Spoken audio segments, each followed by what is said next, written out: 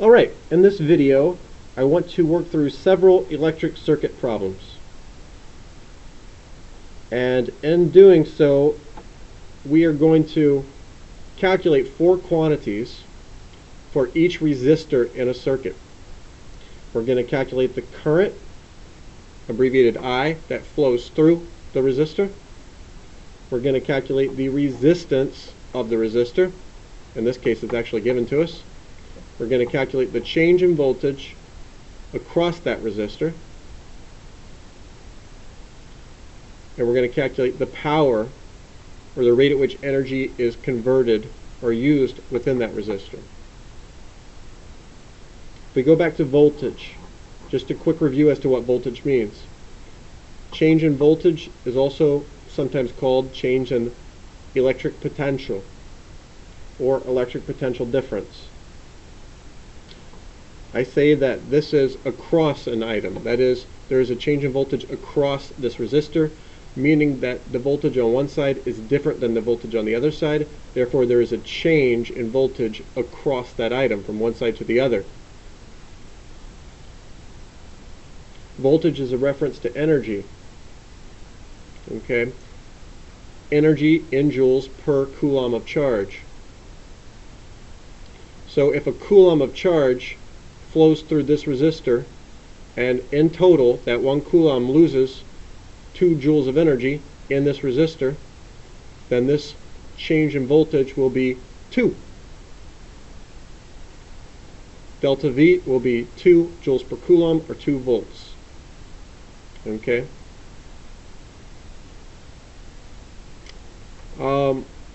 And then after calculating for those three items, I'm going to calculate the total current flowing through the circuit, the total resistance, that is, these three resistances all added up in the correct way, the total change in voltage, and the total power, which in some cases the total can be associated with the battery. In other cases it doesn't really make sense to do that.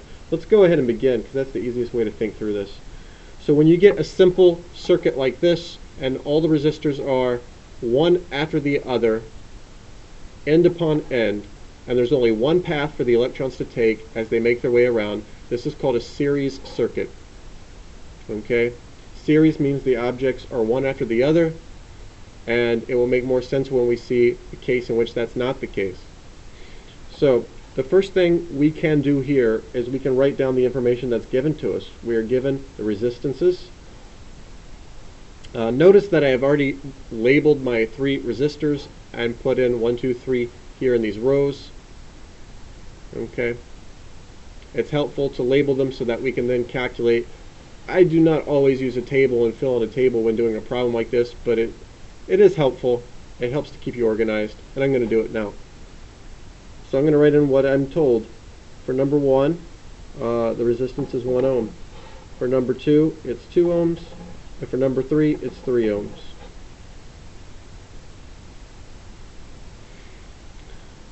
The next step is almost always to calculate the total resistance of the circuit. The total resistance. For a series circuit, the total resistance is the sum of the resistances. So I just sum 1, 2, and 3 to get a total of 6 ohms of resistance. Okay? And that means that I would have the same general properties for this circuit. That is, I would have the same current flowing in my circuit and the same overall change in voltage in my circuit if I took out these 3 resistors and replaced them with a single resistor of 6 ohms. These 3 are equivalent to one 6 ohm resistor, and that's what that total means. The current that flows through this circuit is calculated as such. Current is equal to change in voltage over resistance. This is the fundamental equation that you use when calculating these quantities, I, R, and delta V, for a circuit. You can rearrange this. You can say delta V equals I times R. Okay, you can say R equals delta V over I, except in this case we're not calculating R because it's always given to us. So we have three forms of the equation, and they are very useful. This is how we proceed. I want to calculate the current through 1, the current through 2, the current through 3. Okay? And for a series circuit, it's the same current through every resistor. Current is measured in coulombs per second. If there is a flow of 2 coulombs per second through here, then unless they're backing up right in this space right here, there will also be a flow of 2 coulombs per second through this one, and through this one, and through the battery. It will be a constant flow. If it wasn't a constant flow through every item, then they would be piling up somewhere, and electrons aren't going to do that. And so all 4 of these numbers will be the same. That is, I need to only figure out the total current, and I know that 1, 2, and 3 will be the same value. The total current is based upon the total voltage and the total resistance. The overall change in voltage is 12 volts. That's always what our battery is. Our battery is 12 volts. Overall, every coulomb of charge gets 12 joules of energy to go deposit in the 3 resistors, not equally necessarily, but to deposit among the 3 resistors. And so the overall change of voltage is 12 volts. Notice that these 3 right here, the change of voltage here, here, and here, together must add to 12. Okay, I'll talk more about that later. So 12 volts overall for the circuit, a resistance of 6 ohms. Current is change in voltage over resistance, 12 over 6. That is, current equals 2 amps. So there are 2 amps, or 2 coulombs per second flowing through the circuit, and it's 2 through everything. It's always like this for a series circuit. Now I can go back in and fill these in, because change in V equals I times R, current times resistance. And so I times R gives me this value, I times R gives me this value, and I can fill these in. 2 volts, 4 volts, 6 volts, and do those add up to 12? Yes, they do. Okay, now here's the proper way to think about these.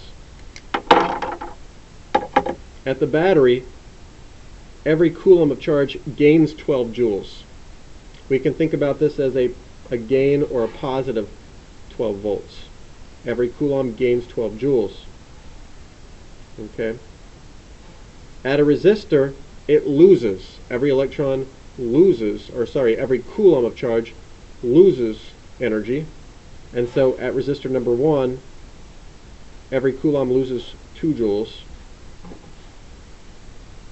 Here, every coulomb loses 4 joules.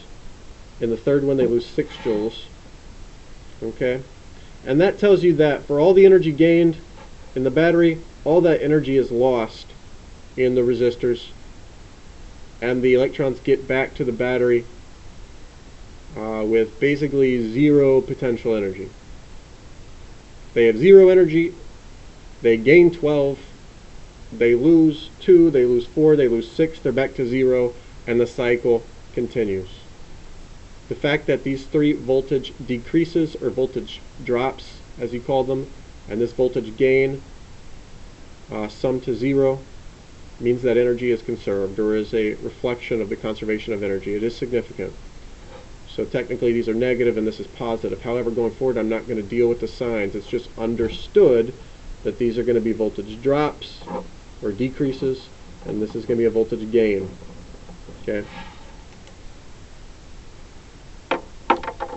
Almost done. We want to calculate the power, or the rate at which energy is converted within one of these elements. Okay. So, power right here. The rate at which energy, if this is a light bulb, say, that's the rate at which energy is converted from electric potential energy into light and thermal energy. Power is found by multiplying I and delta V. That is, power equals current times change in voltage. And so I say, well, 2 times 2 is 4 watts. 2 times 4 is 8 watts. 2 times 6 is 12 watts. And my total power, I could do 2 times 12, or I could just add up these three right here. Either way, I get 24 watts.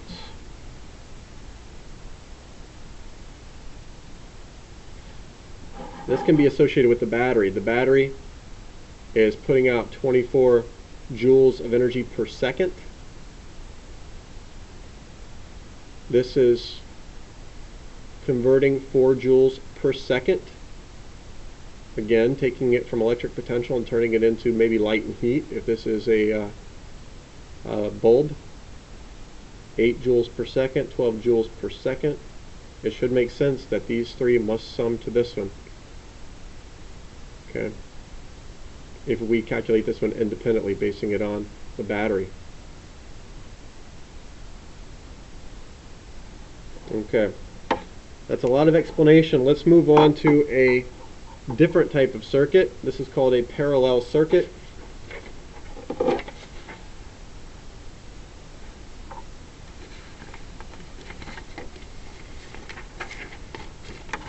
In a parallel circuit,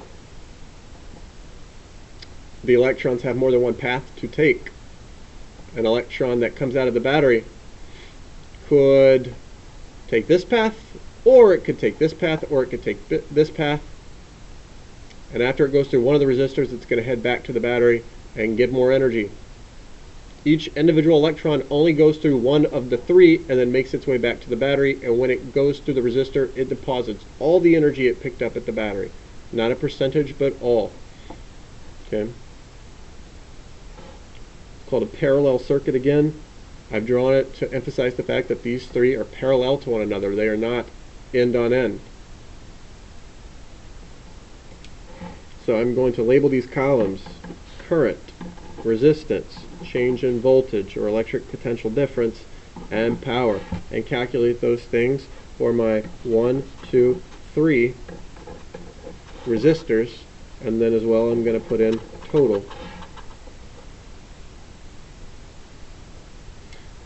An important thing to realize about a parallel circuit is that the voltage of the battery is the voltage of each element for such a simple circuit as this one.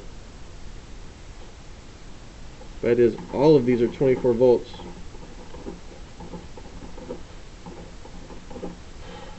When we remember that voltage is a measure of energy, energy per coulomb of charge, if a group of electrons collectively get 24 joules of energy passing through this battery, and then they go through the 3 ohm, they have to get rid of all 24. So this must be 24. If they go through this one, they have to get rid of all 24 joules. Every coulomb that passes through here has to get rid of 24 joules, because there's no other place to get rid of energy before it heads back to the battery. These are always going to be the same. Okay? For a series circuit, it's the current that's always the same. For a parallel circuit, it's the change in voltage that's always the same. Once I put this in, I can also put in my resistances. This one is 3 ohms, this one is 8 ohms, and this one is 12 ohms. Okay? When it comes to calculating the total resistance, it's not as easy as adding these three numbers. That's not how we do it for a parallel circuit. We actually add it in a different way that allows us to get a resistance that is smaller than any one of these numbers. The total resistance is smaller than 3. Okay? I'll explain why in a second, but let's actually do it. Here's the formula. The total resistance is equal to 1 over resistance 1 plus 1 over resistance 2 plus 1 over resistance 3 inverted. And so we calculate 1/3 plus 1/8 plus 1/12, and we get that number, and then we invert that number, and we get 1.85 ohms.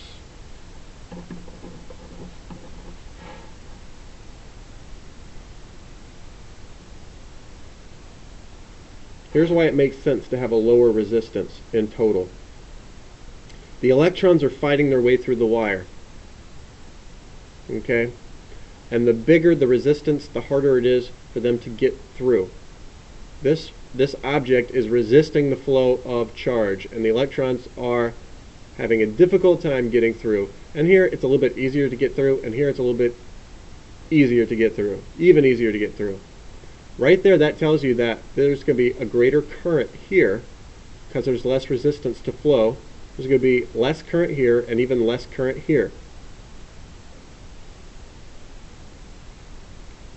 Okay? So again, the higher the resistance to flow, the less flow, or the less current.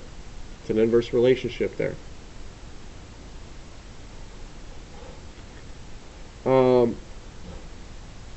Overall, if we talk in terms of total, having multiple pathways for charge to flow allows the charge an easier time getting back to the battery. And overall, it provides less resistance. If you have a certain amount of charge that needs to get around back to the other side of the battery, and you give it 3 paths, overall that provides an easier time, really, for the charge to get back to the battery. Less resistance than if you just had a single 12 ohm resistor, for example, and all the charge had to force its way through a difficult resistor. Okay? There's less resistance when you're given 2 easier paths. I think that's all I want to say about that. So, we can find I, because again we have this one master equation, I equals delta V over R, which we can write in 3 different fashions, but we just need to take the change in voltage and divide it by the resistance, and we can get our current. We can do that for each row here. 24 divided by 3 is 8 amps. 24 divided by 8 is 3 amps. 24 divided by 12 is 2 amps. 24 divided by 1.85, well, I can't do that in my head, but I can add these 3 up. It gets us the same answer, 13 amps. Okay? That's telling you that 8 coulombs per second flow through this resistor, 3 coulombs per second flow through this one, 2 flow through this one. Back on the other side, they all come back together. You now have 13 coulombs per second rounding the corner and passing back through the battery. So 13 coulombs per second pass through the battery. The electrons split off.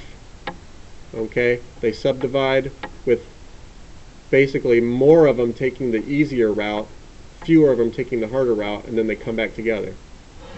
Okay, and when we get to power, power is equal to I delta V, and so 8 times 24 is 192 watts, 3 times 24, 72 watts, 2 times 24, 48 watts, and 13 times 24, 312 watts.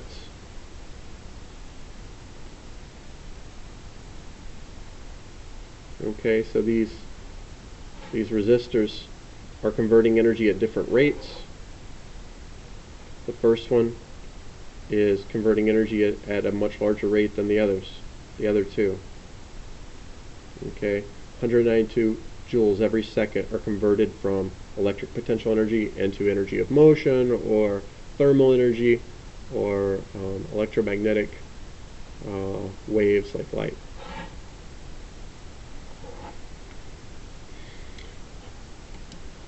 Okay. If you're ready for a hard one, we're going to do a hard one. Kind of hard, not too hard. Okay. So, make sure you're ready, or come back to this later. This one is called a combination circuit because, look, there's a parallel section, but then there's this kind of in series section.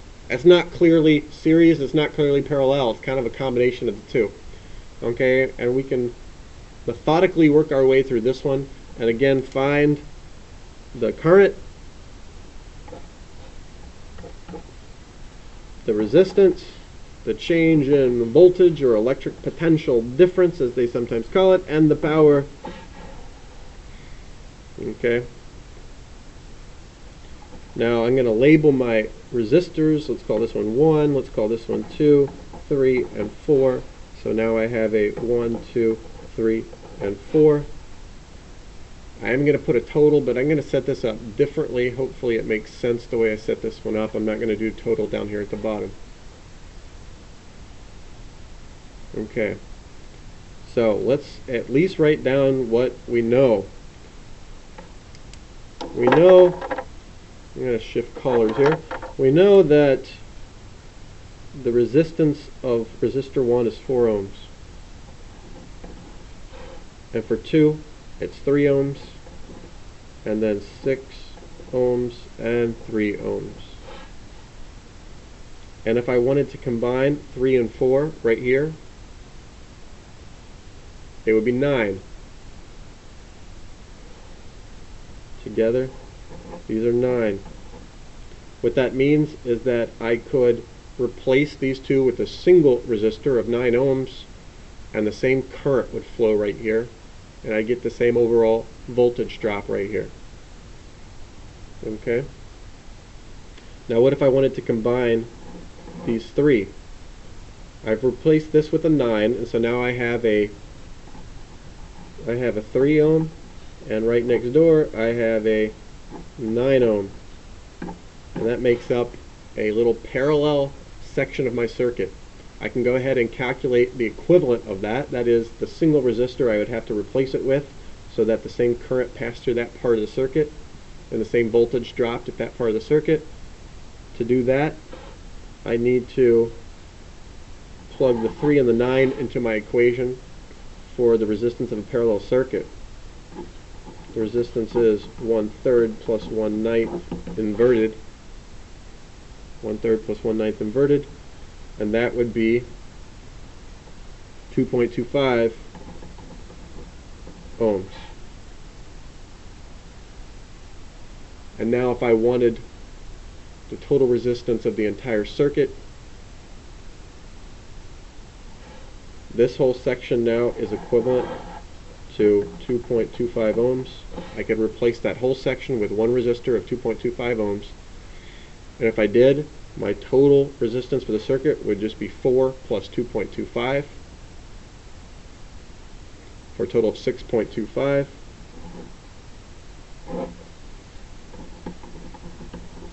And so the total, this is my total. I'm not putting it down here in a separate row. This is my total. The total is 6.25 ohms. Okay. So what can we do with that? Well, we can calculate, let's see here. Well, we can calculate the current, the total current, based on the total voltage. And the total voltage is 12. So right here, I could say, look, this whole total voltage is going to be 12 volts. Okay. Overall, the voltage will decrease 12 in accordance with the fact that the battery is 12 volts. And so if my total R, if my R total is 6.25 ohms, and my total change in voltage, which is the change in voltage of all the resistors added together, which is equivalent to the change in voltage of the battery, except for a sign change, which we are ignoring, then this is 12 volts. Then my current is going to be change in voltage over R, that is 12 over 6.25, and my total current is going to be 1.92. 1.92 amps. My total current, 1.92 amps. That is 1.92 amps or coulombs per second would be passing through this point, for example, this point, through the battery, through this point, through this point, through this point. Only here does it split up, and I get some current going through here and some current going through here, and then it comes back together. Whenever it's all together, it's going to be 1.92 coulombs per second. So, look right here, 1.92 coulombs per second will be traveling through this resistor, because all of it, none of it's branched off yet. All of it goes through here. So, I can go ahead and put in for this resistor number 1, it's going to be 1.92 amps. Okay. And now I can go ahead and you might feel that the order I'm going in is somewhat arbitrary. Not really. There's not many directions to go here. You kind of do what you're able to do. You piece it together one thing at a time. There's not much I can do now, but there is one thing I can do very, very obviously. I can find the change in voltage because it's just equal to that times that. So that's what I'm going to do next. I'm going to say 1.92 times 4 is 7.68 volts. Okay. I have the stuff to calculate that quantity. What can I find next? I have 12 volts basically, which I can associate with 12 joules of energy for a Coulomb. And 7.68 joules are lost right here, leaving me with 4.32 left over. For the electrons that go through this resistor, they have to lose all 4.32. Okay, so that means that this right here has to be 4.32. For the electrons that go through this path, by going through 3 and 4 together, they have to lose all 4.32. So some percentage of 4.32 is lost here, some percentage of 4.32 is lost here. Overall, they lost. See, over both of these together, they're going to lose 4.32.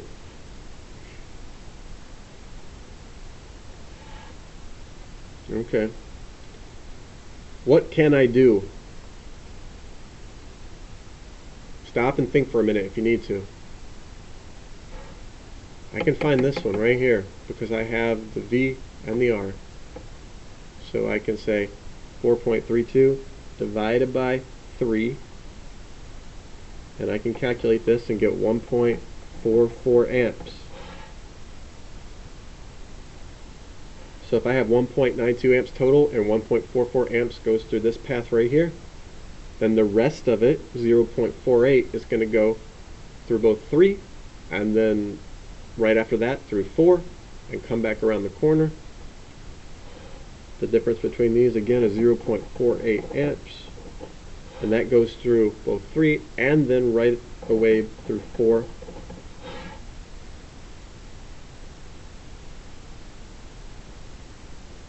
So now I know these two, and I can find these two. Okay. So delta V equals I times R. That is 2.88 volts, and this one comes out to 1.44 volts. That times that. And if you check, you add those together, they do add up to 4.32 like they needed to.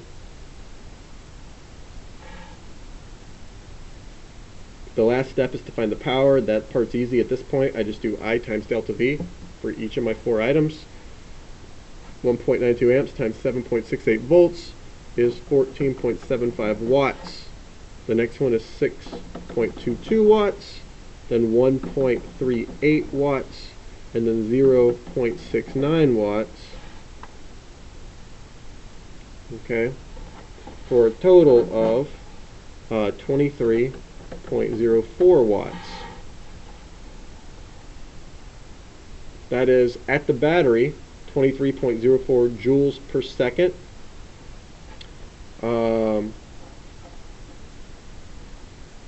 Are converted basically at that rate. Energy within the battery is converted to electric potential energy. At the rate of 14.75 joules per second, energy at this resistor is converted from electric potential into some other kind, energy of motion, thermal energy, something. Okay. So we're done with this more complicated problem. And hopefully this video was helpful.